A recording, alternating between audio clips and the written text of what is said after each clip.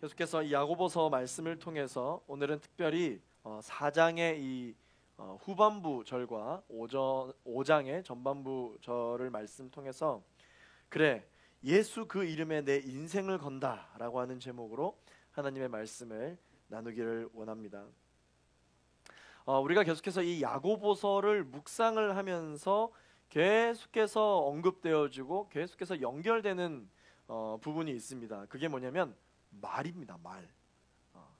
믿는 사람들이 이 입술을 통해서 하게 되는 이 말에 대해서 야고보서가 계속해서 이야기를 하고 있죠. 혀의 권세, 말의 습관, 긍정적인 말의 중요성, 믿음의 선포의 중요성, 이 크리스찬이 하게 되는 말, 이 말에 대해서 야고보서에서는 계속해서 강조를 하고 있습니다.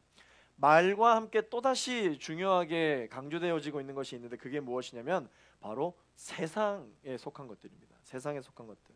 하나님은 안 된다고 하셨는데 세상에서는 괜찮다고 하는 것들. 그래서 결국 하나님의 관계를 서먹하게 만드는 것들. 이것을 야고보서에서는 계속해서 지적을 하고 있죠.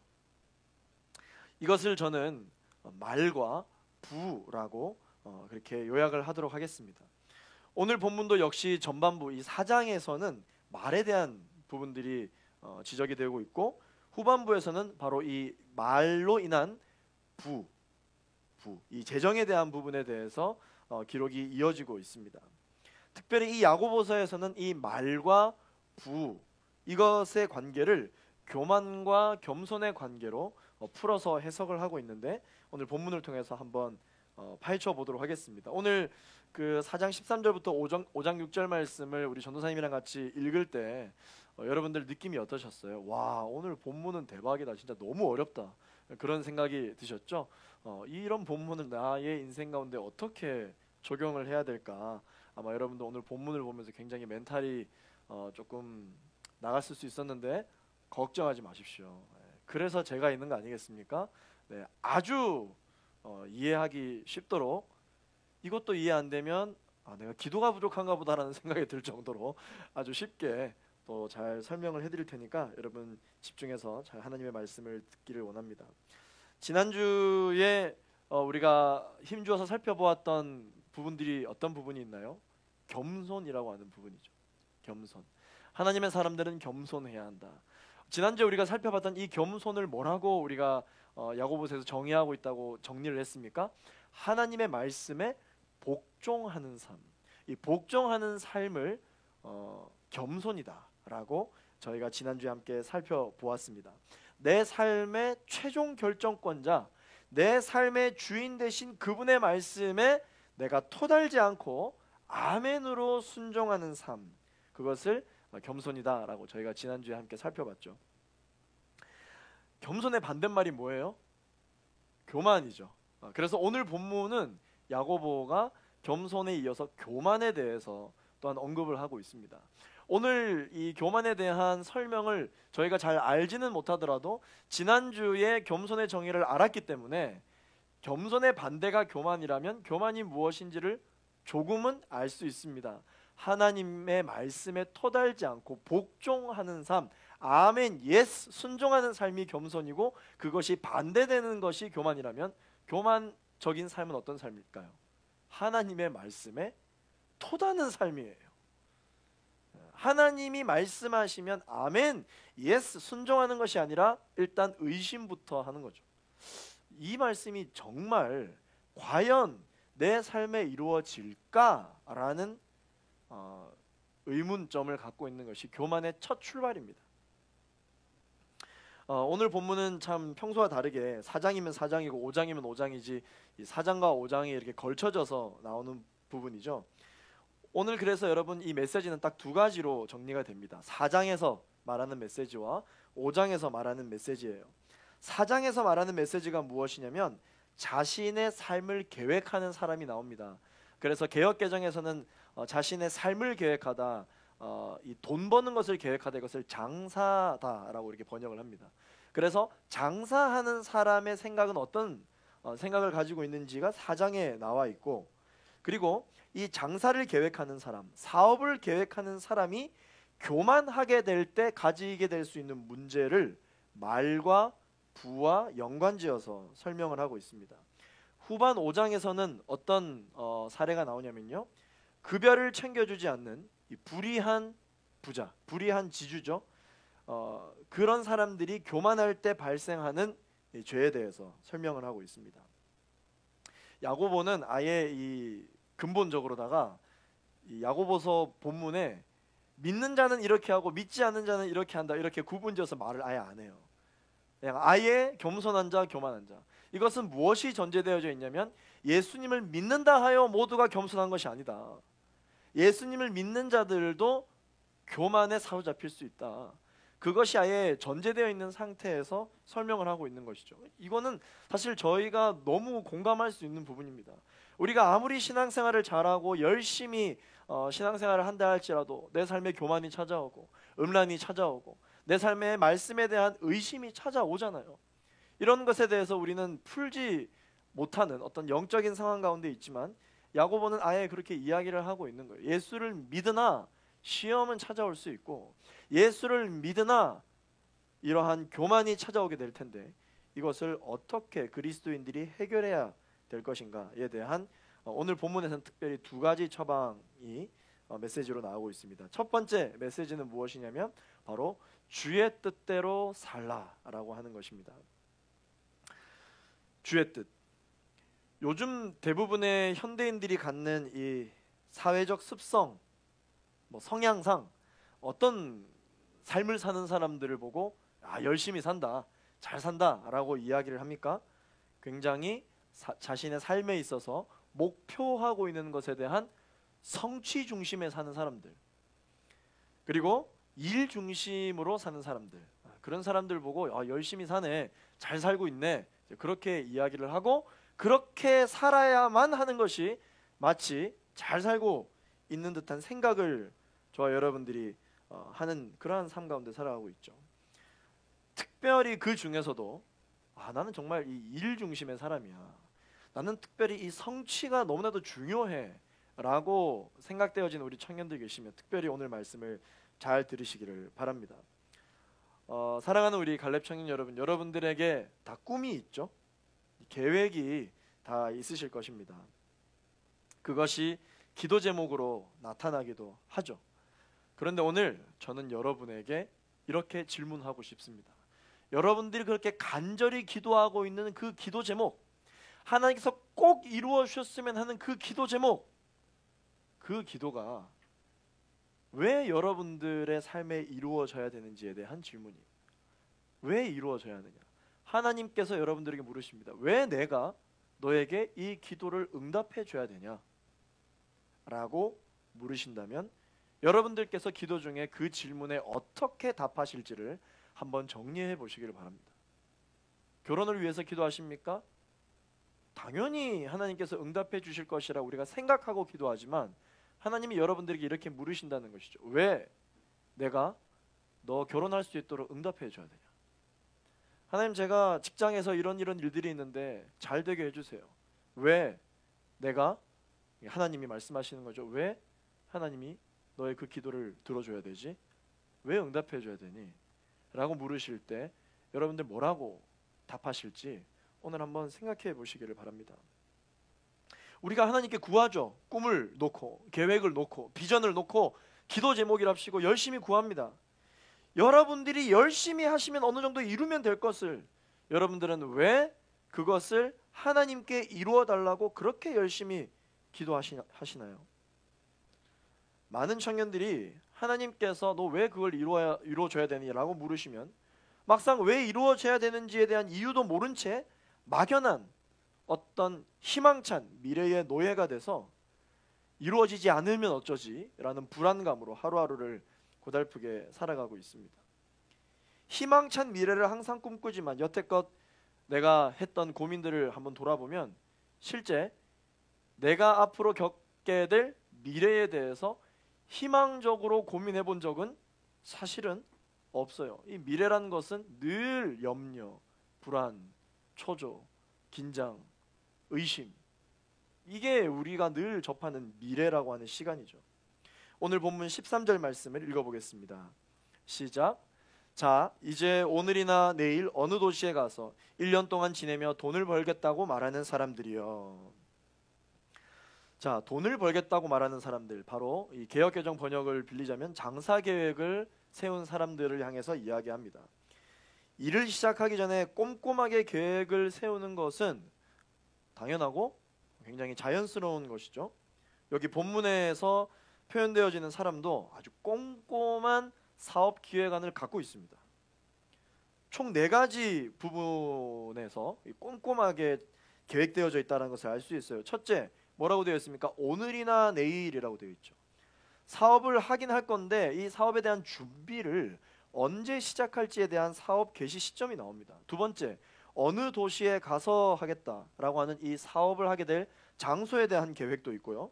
셋째, 1년 동안 거기서 일단 지내보겠다. 뭡니까? 자기가 가진 자본을 투자해서 과연 수익을 얻을 수 있는지에 대해서 알아보는 예비 투자 기간까지 계획을 잡고 있어요. 마지막으로 4번째, 그래서 내가 돈을 벌겠다, 그래서 뭘 하겠다라고 하는 이 사업의 내용이 잘 수립되어져 있는 사람을 향해서 말씀은 이야기하고 있습니다. 사실 오늘 본문에서 이 언급하는 이 사람의 특징은 이 부분만 놓고 볼 것이 아니라 사실 이 단락이 11절부터 오늘 5장 6절 끝절까지 있기 때문에 이 11절부터 5장 6절까지 언급되는 3가지 인물의 사람이 있어요. 그 중에 우리가 지금 이 장사 계획을 두고 있는 사람이 2번째 사람이고, 11절부터 첫 번째 사람은 어떤 사람이냐면 우리가 지난주에 살펴봤던 사람이죠. 남을 비방하는 사람입니다. 남을 헐뜯는 특성을 가지고 있는 사람, 그리고 그런 사람이 장사를 계획하는 사람, 오늘 우리가 읽었던 본문이고, 3번째, 이따 우리가 살펴보겠지만 어떤 불이하게 얻은 유익, 이익, 그 부와 재물에 대해서 죄책감이 없는 사람에 대해서 이 야고보가 지금 이야기를 하고 있는 것입니다. 야고보는 이런 사람을 보고 뭐라고 정의를 하고 있냐면 하나님을 믿지만 돈도 믿는 사람이다 라고 그렇게 정리를 하고 있습니다. 두 마음을 갖고 사는 사람이고 두 주인을 섬기는 사람이다 라고 야고보는 정의하고 있는 것이죠. 그들은 이미 과거에 한두 차례 작은 성공을 거둔 경험이 있을 것입니다. 그래서 사업 계획을 할 때 그 경험을 토대로 미래에 더욱 강한 확신을 아마 갖고 있을 것입니다. 그런데 무엇이 문제이냐?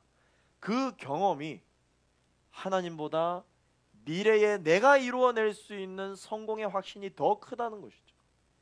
이것이 두 마음을 가지고 있는 것입니다. 마치 하나님께 기도하는 것을 나의 전부를 주님 앞에 내어 맡겨드리는 것이 아니라 보험을 드는 것이죠. 하나님, 나 기도했어요. 기도했으니까 알아서 해주세요. 그렇지만 저도 열심히 할 겁니다. 이 기도를 전적으로 맡기는 것이 아니라 마치 나의 영혼의 보험을 드는 것처럼 하는 행위로 가지는 부분들이 있다는 것이죠.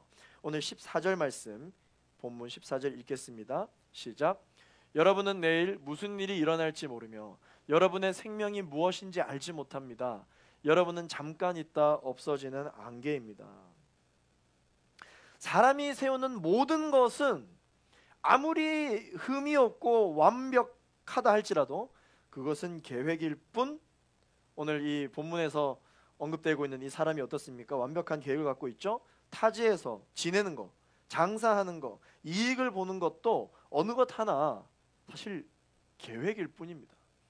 성공을 확신할 수는 있지만 성공을 보장할 수 없습니다. 그런데 이 표현되어져 있는 이 사람의 말 속에는 성공에 대한 확신과 보장이 가득 들어차 있습니다. 야고보는 이 사람이 가지고 있는 어떤 그 과감한 추진력을 문제 삼으려고 하는 게 아닙니다. 이런 게 있어야죠. 자신감도 있고 또 과감한 추진력이 있어야 여러분들이 세운 계획에 대해서 또 어떻게 이루어낼 수가 있는 것이죠. 그러나 야고보는 그거에 대해서 이야기하려고 하는 것이 아니라 계획은 치밀한데 그들에게 없는 것을 지적하는 것입니다. 그것은 바로 2가지에 대한 부분인데요. 첫 번째, 하나는 자신의 한계에 대한 인식이 없다. 자신이 얼마나 연약하다라는 것인지에 대한 인정이 없다. 또한 2번째, 하나님께서 이 일에 대해 어떻게 생각하시는지에 대한 궁금함이 없다는 것이죠. 그 두 가지를 지적하는 것입니다. 하나님이란 분은 어떠십니까? 어떤 분입니까? 이해되지 않죠. 우리의 손으로 컨트롤되지 않는 분입니다. 마찬가지로 사람의 인생 또한 우리가 어떻게 할 수 없는 부분들이 있습니다. 내 인생이 완벽하게 파악될 수 있나요? 내 인생이 완벽하게 내 손 안에 장악될 수 있나요? 그렇지 않죠. 그래서 우리는 믿는 사람이건 믿지 않는 사람이건 이 산다는 것이 삶이란 불확실성과 불안전의 광야를 걷는 것임을 성경에서는 늘 표현하고 있죠. 오늘 말씀해 보시면 내일 무슨 일이 일어날지 모른다 라고 표현되어져 있는 이 부분은 장사를 계획하고 있는 사람에게 있어서 사업의 성패를 지금 표현하는 것입니다. 계획보다 사업보다 더 중요한 것은 뭐냐면 내가 내일 존재하느냐는 것이죠. 그래서 내가 내일 살아있느냐, 이 계획을 계속 이루어 나가느냐. 그러나 내일 반드시 내가 존재한다는 것은 우리의 영역 밖의 일입니다. 영역 밖의 일이지만, 내가 열심히 한다고 어떻게 할 수 없는 일이지만 나의 계획에 있어서는 너무 중요한 것이죠. 가장 중요한 것입니다. 내일 내가 없다면 이 계획이 무슨 소용이 있느냐라는 것이죠. 지난 1년을 한번 여러분 돌아보십시오. 코로나 바이러스가 이토록 인류를 뒤흔들어 놓을 줄 누가 예상했습니까? 내년 이맘때쯤에는 다 회복되겠지, 괜찮겠지 라는 생각을 다 가지고 있었잖아요. 심지어 많은 미래학자들의 예측을 이 코로나 바이러스, 눈에 보이지도 않는 이 조그만한 이 바이러스가 전문가들의 의견을 무색하게 만들었습니다. 내일 일도 모르는 사람이 1년 후에 일어날 일을 어찌 알겠습니까? 그런데 본문에 등장하는 이 사람들은 마치 인생의 고삐를 자기가 쥐고 있고 내가 어떻게 하느냐에 따라서 내 인생이 달라지고 하나님은 존재하지도 않은 듯 생각하고 있다는 점을 야고보가 지적하고 있는 것이죠. 사랑하는 갈렙 청년 여러분, 하나님을 의지한 계획이고 하나님께 늘 묻고 대답한 것이 지금 여러분들이 가지고 있는 계획이라면 1년도 좋고 5년도 좋고 10년도 좋습니다.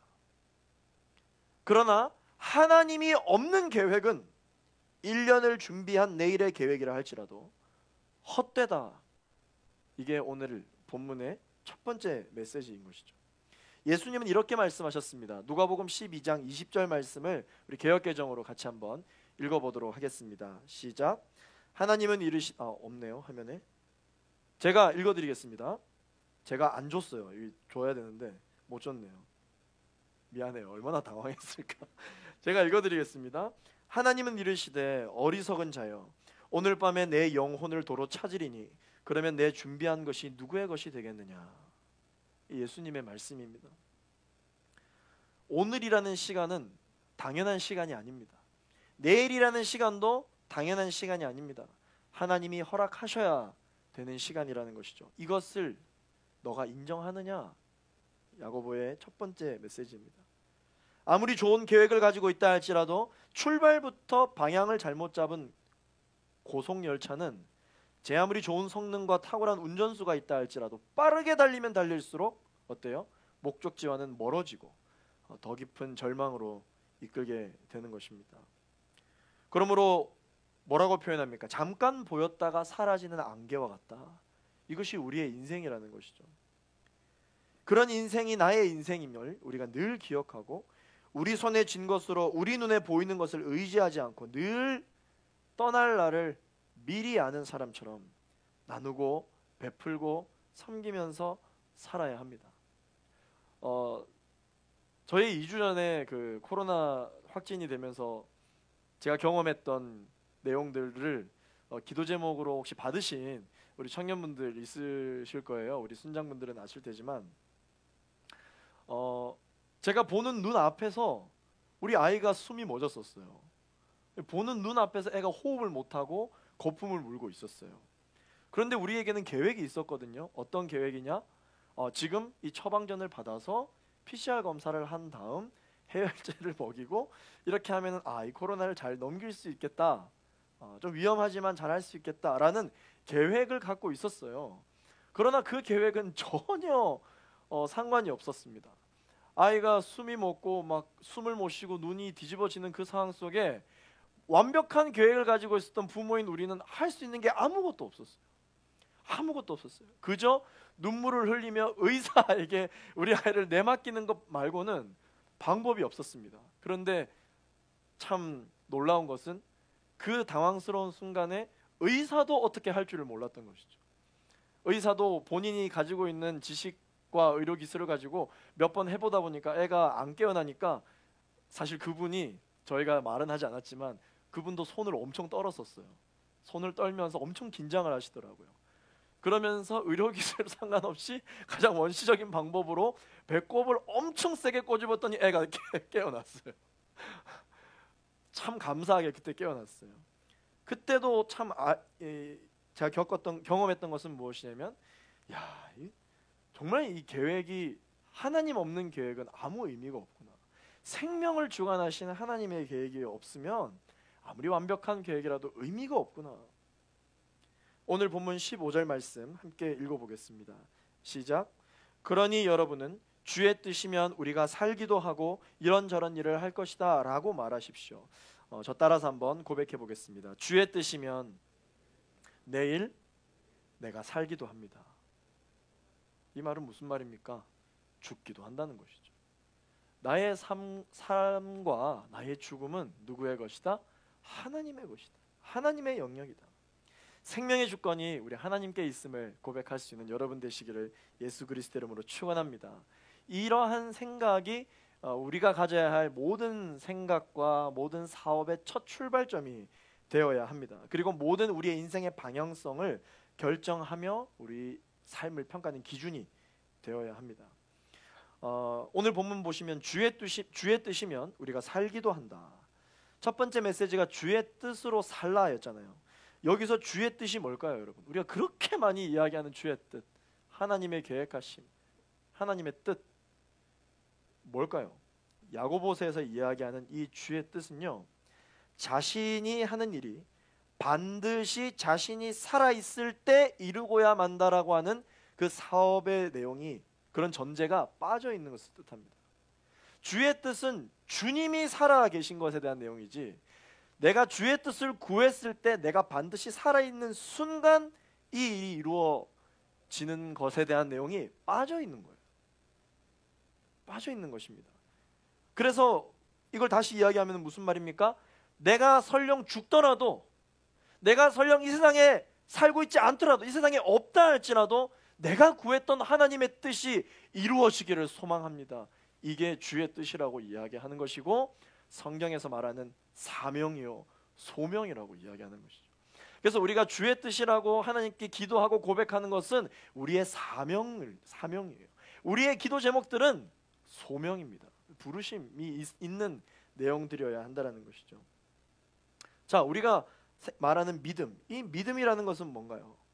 이 믿음이라고 하는 것은 자기가 살지 않고 설령 죽을지라도 주의 뜻이 결국 내 삶을 통해 이루어질 것을 믿는 것, 나의 죽음을 통해, 나의 살아있음을 통해 하나님의 뜻이 이루어질 것임을 믿는 것, 나의 이 시간을 통해 나는 설령 죽는다 할지라도 나를 통해 내 이웃이 살아나는 것, 내 이웃의 영혼이 살아나는 것, 이게 주의 뜻으로 마음을 먹고 또 그것을 믿는 것을 바로 믿음이다.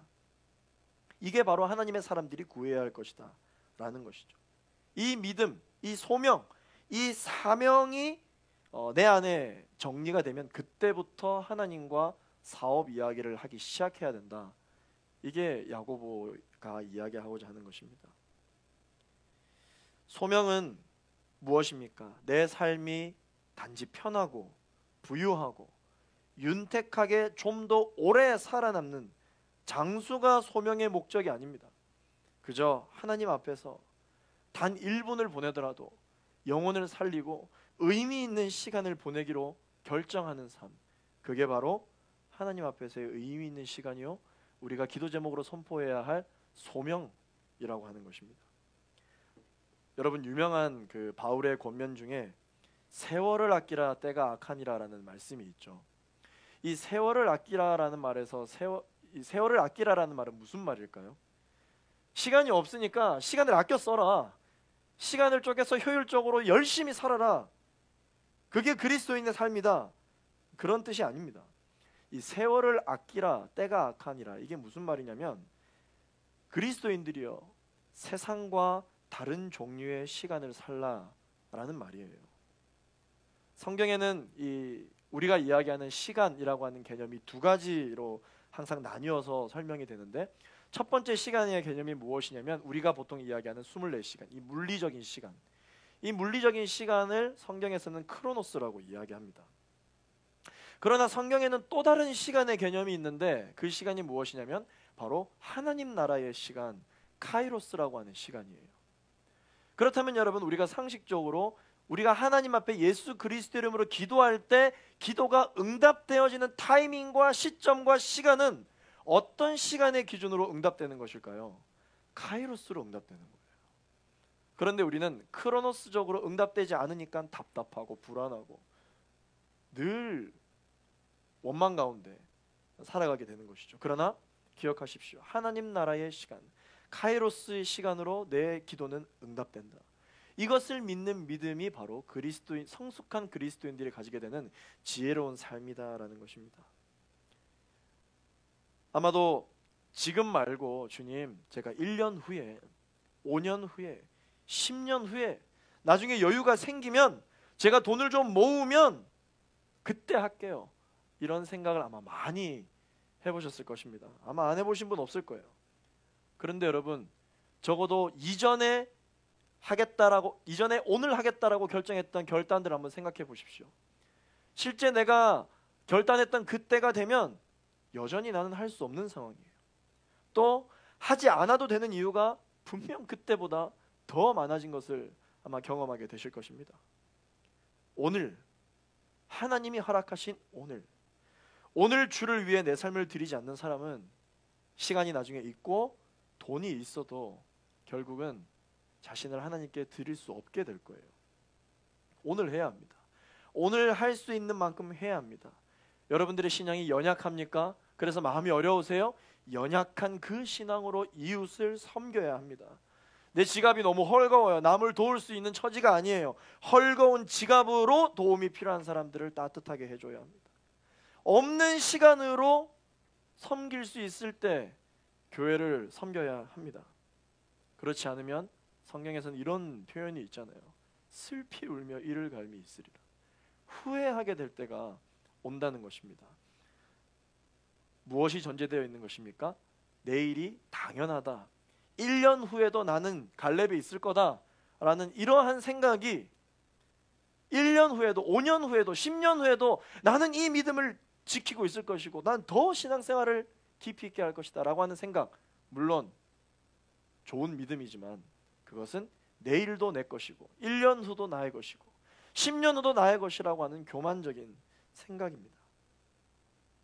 야고보는 이러한 삶이 과거에 사로잡히지 않는 삶, 미래의 내 인생을 떠넘기지 않는 삶, 지혜로운 그리스도인의 삶이라고 이야기를 하고 있습니다. 자, 이제 5장으로 들어가서 이 5장에서 말하는 두 번째 메시지가 무엇이냐면요, 돈의 노예가 되지 말라라는 것입니다. 함께 따라 읽겠습니다. 돈의 노예가 되지 말라. 아멘. 이 자신의 사업 계획을 이미 다 이룬 듯 장담하는 태도의 그 배후에는 돈이 주는 자신감과 자신이 갖고 있는 능력과 스펙에 대한 교만이 자리 잡고 있었을 수 있습니다. 오늘 5장 말씀에 보시면 어떤 스토리가 나옵니까? 노동자에게 당연히 돌아가야 할 삭슬, 강탈한 나쁜 부자의 이야기가 나옵니다. 즉 선한 이익, 선한 돈이 아니라 악한 돈에 대한 내용입니다. 악한 돈이란 두 가지로 설명하고 있는데, 첫 번째는 써야 할 때 쓰지 않는 돈, 이거 악한 돈이라고 야고보가 이야기하고 있고, 두 번째는 줘야 할 때 주지 않는 돈, 이것도 나쁜 돈이라고 야고보가 이야기를 하고 있습니다. 본문 5장 2절부터 3절까지 읽겠습니다. 시작. 여러분의 재물은 썩었고 여러분의 옷은 좀 먹었습니다. 여러분의 금과 은은 녹슬어 여러분에게 증거가 될 것이며 불처럼 여러분의 살을 삼켜버릴 것입니다. 여러분은 마지막 날에도 재물을 쌓았습니다. 아멘. 자, 먼저 2절에 보면은 이 돈에 대해서 어떻게 표현하고 있습니까? 썩은 것, 좀 먹은 것이라는 표현을 하고 있습니다. 여러분 오해하지 마세요. 돈 자체가, 재정 자체가 그렇다는 게 아닙니다. 악한 돈, 불이하게 취득한 그 돈에 대해서 이야기를 하는 것입니다. 그래서 이 부당하게 취한 돈은 사용하지 않아서 쓸모 없어져 버린 재물로 표현되고 있는 것이죠. 이러한 돈은 나중에 썩는 것이 아닙니다. 지금 이미 그 돈의 정체성 자체가 썩을 돈이라는 것이죠. 썩을 돈. 내가 가지고 있는 이 부당하게 얻은 취득은 나중에 수면 위로 드러나지 않기만 하면 된다. 들키지만 않으면 된다. 나중에 썩지 않도록 잘 관리만 하면 된다가 아니라 이미 정체성이 썩은 정체성이에요. 이 썩은 재물을 가지고 있는 것 자체가, 그거를 머금고 있는 것 자체가 내 영혼과 내 인생의 모든 것을 썩게 만든다는 것이죠. 과일 집에 두어보시면 썩은 게 있고 안 썩은 게 있죠. 근데 썩은 게 한 개 생기면 안 썩고 굉장히 좋은 과일도 나중에 어떻게 됩니까? 썩어버리게 됩니다. 그래서 이 너무 맛있게 잘 익은 과일 내가 나중에 먹어야지. 나중에 먹어야지. 그러다가 결국 곰팡이를 맞이하게 되는 것과 똑같은 것이죠.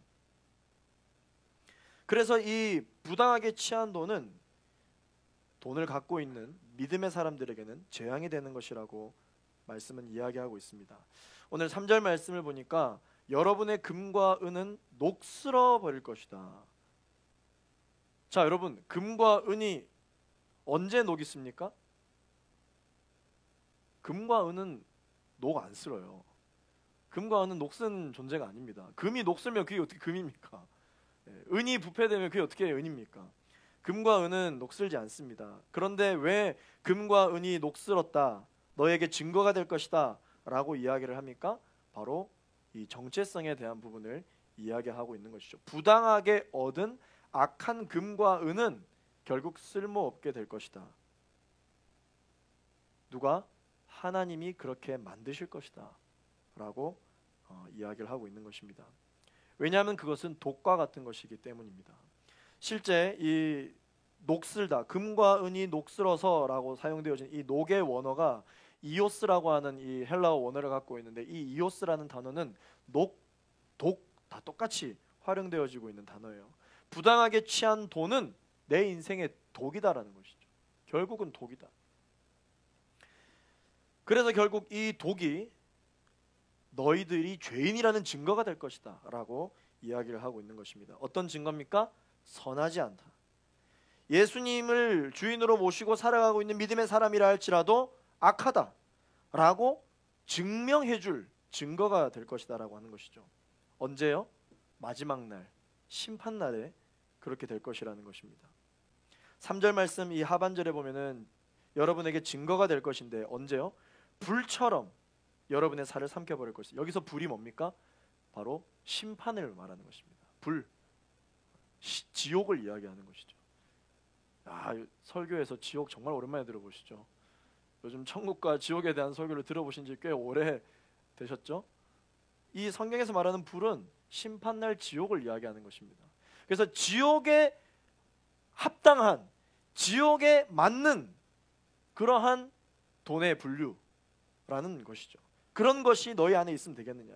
결국 이것이 너희들의 살을 삼켜버릴 것이다.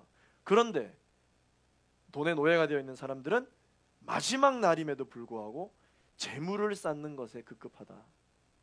오늘 3절 말씀에서 그렇게 이야기하고 있는 것입니다. 야고보는 그래서 결국 그러면 돈을 많이 벌지 말라는 뜻이 아닙니다. 자기 자신을 위해 저축하지 말라는 말도 아닙니다. 모든 재물이 하나님의 것이라고 믿는다면 하나님 나라를 위해 쓸 준비 없이, 그런 계획 없이 돈 자체가 자신의 인생의 목적이 되는 삶을 지적하고 있는 것입니다. 마치 돈 많이 벌게 해주세요. 왜? 할 말이 없는 것처럼 이 돈 자체가 뭔가 우리의 인생 가운데 누리고 싶어하는 넉넉함과 부유함 자체가 우리의 인생의 목적이 된다면 결국 넉넉함의 노예, 부유함의 노예의 삶을 살게 된다는 것이죠. 로마서 14장 7절부터 8절까지 말씀을 읽어보겠습니다. 시작. 우리 중에 아무도 자기만을 위해 사는 사람이 없고 자기만을 위해 죽는 사람도 없습니다. 우리는 살아도 주를 위해 살고 죽어도 주를 위해 죽습니다. 그러므로 죽든지 살든지 우리는 주의 것입니다. 할렐루야. 이것이 저와 여러분들의 고백이 되기를 원합니다. 하나님, 돈 주세요. 하나님, 취직되게 해주세요. 하나님, 저 돈 많이 벌게 해주세요. 하나님, 저 결혼시켜 주세요. 저 가정 이루게 해주세요. 이 기도 제목 자체가 잘못된 게 아닙니다. 무엇이 잘못되었느냐? 뚜렷한 목적 없이, 하나님 나라를 위해 그 기도의 제목들을 쓸 준비 없이 맹목적으로 구하는 것, 그것을 지금 야고보는 지적하고 있는 것입니다. 하나님께서 말씀 중에 이렇게 말씀하셨죠. 하나님께서 주신 것을 바르게 사용하지 않고 하나님 앞에 그대로 가지고 오는 자는 있는 것마저 빼앗기게 되리라.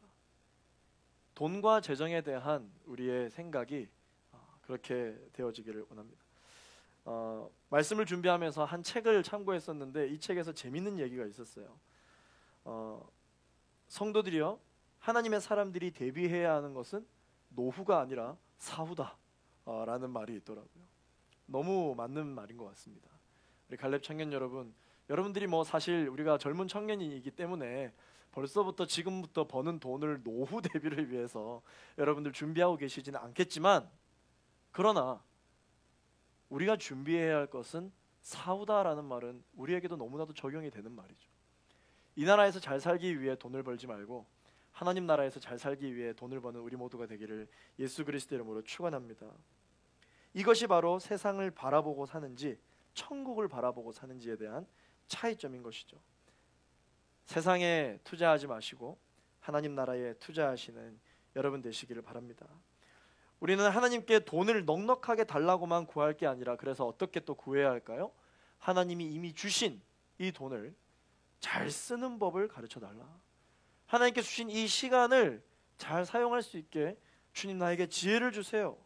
하나님, 내 인생에서 얼마나 많은 것을 소유할지 그 소유의 넉넉함에 대해서 구하는 것이 아니라 나눔의 풍성함, 이 공유의 풍성함을 알 수 있는 인생을 살게 해 주십시오. 이렇게 기도하는 우리 모두가 되기를 소망합니다. 두 번째는 바로 써야 할 때 쓰지 않는, 이때까지 써야 할 때 쓰지 않는 돈에서 이야기했다면, 끝으로 줘야 할 때 주지 않는 악한 돈에 대해서 야고보가 설명하고 있습니다. 돈으로 권력을 얻었다면 사람을 섬기는 것이 선이고 올바른 것인데, 본문에서 언급되는 부자들은 돈으로 어떻게 해요? 사람을 괴롭혔습니다. 사람들을 괴롭게 했습니다. 돈으로 여러분들 주변 사람들을 괴롭게 하지 않으시게 되기를 예수 그리스도 이름으로 축원합니다. 오늘 본문 5장 4절 말씀 같이 읽겠습니다. 시작. 보십시오. 여러분이 밭을 가는 일꾼들에게 지불하지 않은 품삯이 소리를 지르며 추수하는 사람들의 울부짖는 소리가 만군의 주의 귀에 들렸습니다. 아멘. 내가 아무리 덮으려고 해도, 내가 불의하게 얻은 돈들, 내가 줘야 하는데 주지 않은 돈들, 아무리 내가 감추려고 해도 그들의 울부짖음이 하나님 귀에 들린다는데 그걸 우리가 어떻게 막습니까? 그걸 막을 수 있는 사람은 아무도 없다는 것입니다. 결국 세상은 마지막까지 모를 수 있다 할지라도 사후에 우리가 하나님 앞에 갔을 때 하나님 다 알고 계신다는 것이죠.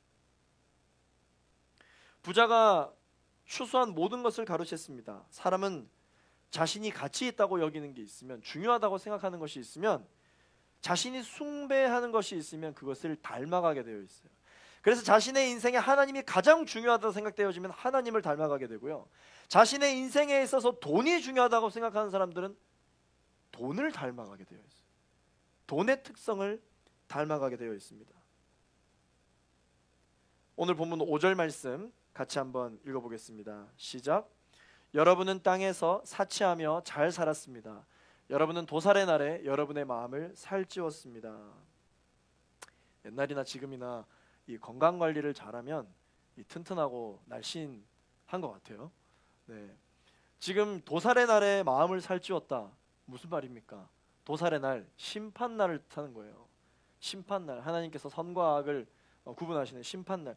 이 심판날이 될 때까지 마음을 살찌웠다. 영혼 관리를 안 한 사람을 이야기하는 거예요. 영혼 관리. 우리의 이 외적으로 보이는 육신도 여러분들 건강하면 어떻습니까? 잘 관리가 되듯이 우리의 영혼도 관리가 필요한데, 이 영혼이 관리가 되지 않으면 어떻습니까? 네, 이 살찌운 채로, 영혼을 살찌운 채로 도살의 날, 심판 날 하나님 앞에 서게 된다라는 것입니다. 어떤 것이 마음을 살찌우는 것이냐? 말씀에서는요, 이 불의한 돈을 또 어떻게 설명하고 있냐면, 아까 그 녹슨 돈, 썩는 돈, 그 돈이 어떤 돈이라고 했습니까? 모아놓고 쓰지 않는 돈이라고 했죠. 모아놓고 쓰지 않기 위해 관리 비용으로 쓴 돈도 불의한 돈이라고 이 야고보는 이야기하고 있습니다. 녹슨 돈을 모으는 데 쓰는 돈, 사치하고 방종하는 데 쓴 돈, 이 돈도 녹슨 돈이다, 썩은 돈이다 말씀하고 있습니다. 부자들은 하나님의 돈을 가지고 어떻게? 자신들의 쾌락을 위해서만 썼습니다. 하나님 나라가 아니라 내 나라를 위해서 썼다는 것이죠. 그래서 내 기도 제목도 여러분 마찬가지입니다. 하나님 나라를 위한 기도 제목이 아니라 내 나라를 위한 기도 제목이 되는 거면 그것은 어떻다고요? 녹슨 기도 제목입니다. 녹슨 기도 제목, 쓸모없는 기도 제목이다. 우리의 기도의 제목을 오늘 이 시간 이 말씀을 통해서 잘 분별하기를 원합니다. 성경은 말합니다. 그런 사람들은 이 땅에서 이미 모든 상을 다 누렸기 때문에 천국에 간다 할지라도 아무런 상이 없다고 말합니다. 아무런 상이 없다. 인정받는 것, 칭찬받는 것, 그것이 너무나도 중요한 인생의 가치로 여기시는 분들이 있죠. 내가 정말 열심히 했는데 인정을 못 받았어요. 내가 정말 주를 위해, 교회를 위해 헌신하고 섬겼는데 아무도 알아주지 않아요. 그러나 여러분, 영적 원리를 아셔야 합니다. 여러분들이 주를 위해 열심히 헌신 봉사하고 섬긴 것을 이 땅에서 인정받으면 하늘에선 상이 없어요. 왜? 이미 상 받았기 때문에. 이미 상 받았기 때문에 상이 없습니다. 그래서 내가 열심으로 섬겼으나 누군가 나를 알아주지 못해 서운한 마음이 드신다면 이렇게 생각하세요. 하나님께, 하나님 나라에 저축됐구나, 하나님 나라에 쌓였구나, 내가 저 천국 하나님 나라에 가서 그것을 누리리라. 하나님도 절대 공짜가 없습니다. 여러분, 여러분들이 열심으로 물론 무언가 그 보상을 바라고 섬기시는 것은 물론 아니겠지만, 하나님은 반드시 여러분들의 영혼을 위한 눈물과 무릎을 기억하십니다. 하나님의 말씀에서부터 오는 메시지에 순종하지 않고 돈에서 오는 메시지에 순종하는 삶을 살게 되면 도살의 날에 영혼을 살찌우는 삶과 같다라고 이야기하는 것이죠. 말씀을 맺겠습니다. 우리가 흔히 하는 생각 중에 이런 생각이 있어요. 이렇게 살다 보면 좋은 날이 언젠가는 오겠지 라는 생각입니다. 그런데 여러분, 이런 생각은 긍정적인 생각인 것 같지만, 좋은 생각인 것 같지만, 지금 현재를 이겨내는 씩씩한 생각인 것 같지만 하나님이 주신 마음이 아닙니다.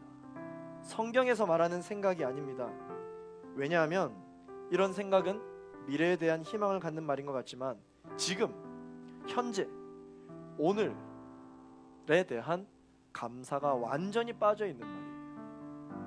좋은 날이 오겠지, 지금은 최악이라는 것이죠. 지금은 나쁜 날이라는 것입니다. 오늘은 좋다고 이야기할 수 없는 날이라는 것입니다. 그러나 믿음의 사람들은 뭐라고 이야기할까요? 오늘도 하나님이 주신 날이므로 나의 모든 시험과 환난과 슬픔과 기쁨과 풍요로움과 부요함과 만족함과 모든 누림이 하나님 안에 있으므로 감사합니다. 감사합니다. 오늘을 주셔서 감사합니다. 내일의 희망을 갖게 해주셔서 감사합니다. 믿음의 사람들은 오늘을 감사하는 것이에요. 내일은 당연한 날이 아닙니다. 내일의 희망을 오늘 주신 하나님께 감사할 수 있는 우리 갈렙 공동체 여러분 되시기를 예수 그리스도 이름으로 축원합니다. 그러나 여러분, 이 오늘을 말씀대로 잘 살 줄 아는 사람들은 그렇게 많지 않습니다.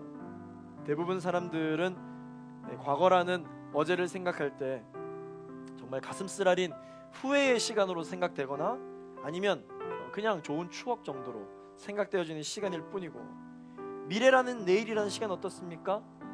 불안한 염려의 시간이거나 아니면 기대되어지는 그런 시간 중에 하나일 것입니다.